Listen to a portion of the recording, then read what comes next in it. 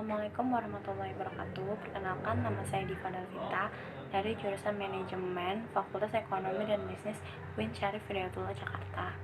Di video ini saya akan membahas tentang potensi e-commerce pada masa COVID-19. Adanya pandemi COVID-19 telah merubah pola konsumsi masyarakat yang tadinya offline berubah menjadi online. Hal tersebut lantaran adanya kebijakan physical distancing yang bertujuan untuk mencegah laju penyebarannya. Sebelum lanjut ke pembahasan, ditonton dulu ya video berikut ini. Menteri Keuangan Sri Mulyani Indrawati mengungkapkan digital ekonomi merupakan salah satu penyelamat dari terhentinya aktivitas ekonomi akibat pandemi COVID-19. Keberadaan aplikasi digital membuat aktivitas ekonomi tetap berjalan. Digital ekonomi menjadi salah satu penyelamat aktivitas ekonomi yang nyaris terhenti akibat pandemi COVID-19. Dalam forum diskusi online Indonesia Moving Forward yang digelar oleh IDM, Menteri Keuangan Sri Mulyani Indrawati mengungkapkan, dengan aplikasi digital kegiatan ekonomi masih tetap berjalan meski tidak ada pertemuan secara fisik. Karena itu, menurut Sri Mulyani, saat ini tengah dilakukan upaya untuk membangun infrastruktur maupun kebijakan untuk mendukung berkembangnya aktivitas ekonomi digital, termasuk mengajak pelaku usaha mikro agar bisa bertahan di tengah pandemi. Adanya ini sekarang orang kemudian realize bahwa ternyata kalau punya aplikasi digital, baik merchant maupun para konsumennya itu masih bisa bertemu walaupun mereka tidak bertemu secara fisik. Ini kan salah satu yang menjadi safety net itu sebetulnya adalah karena ada digital economy ini. Coba kalau kita nggak punya digital economy, belum punya yang namanya GoFood, GrabFood, belum ada Tokopedia, Bukalapak, Shopee dan yang lain-lain, itu udah mati aja semuanya langsung. Karena Tanah Abang nggak buka, mall tutup, kan nggak mungkin. Jadi dalam hal ini digital economy is a way to go. Pandemi COVID-19 telah memukul banyak sektor. Salah satunya adalah sektor bisnis, utamanya adalah bisnis kelas menengah. Di tengah kelesuannya ekonomi, sektor digital menjadi salah satu yang masih menjanjikan, terutama e-commerce. Riset yang dilakukan oleh Facebook dan Bain Company menunjukkan e-commerce masih menjadi salah satu sektor yang menjanjikan. Hal ini terlihat dari banyaknya penggunaan aplikasi oleh masyarakat, khususnya di Asia Tenggara.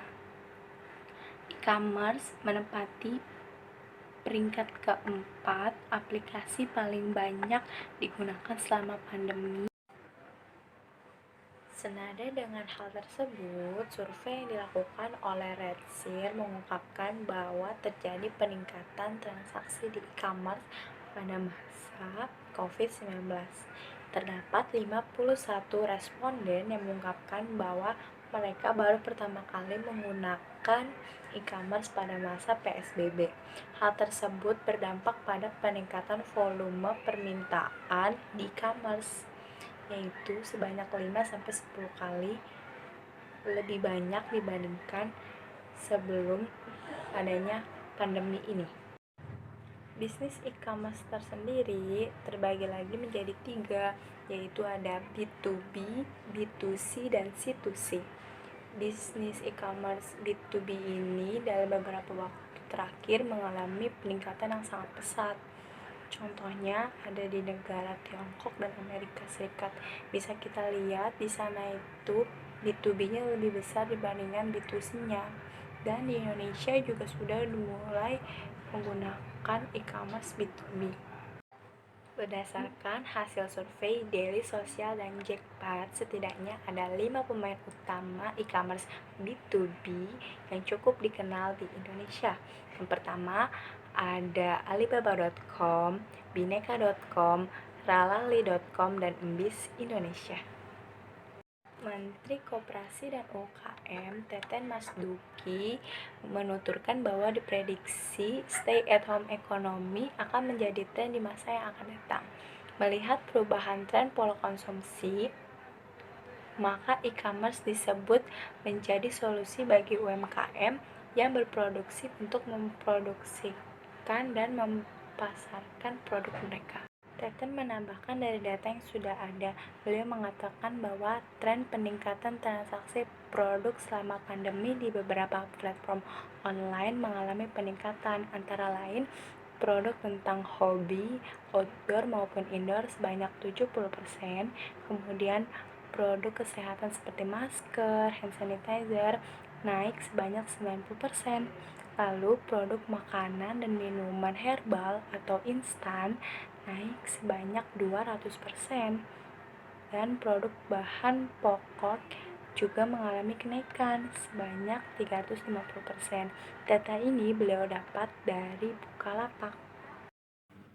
Berdasarkan BPS, Badan Pusat Statistik, peningkatan pengeluaran rumah tangga akibat pandemi COVID-19, urutan pertama adalah bahan makanan, yang kedua kesehatan, ketiga pulsa atau paket data, yang keempat makanan atau minuman jadi, yang kelima adalah listrik. Dengan hal tersebut dibuktikan bahwa banyak para konsumen yang mencari bahan makanan di e-commerce.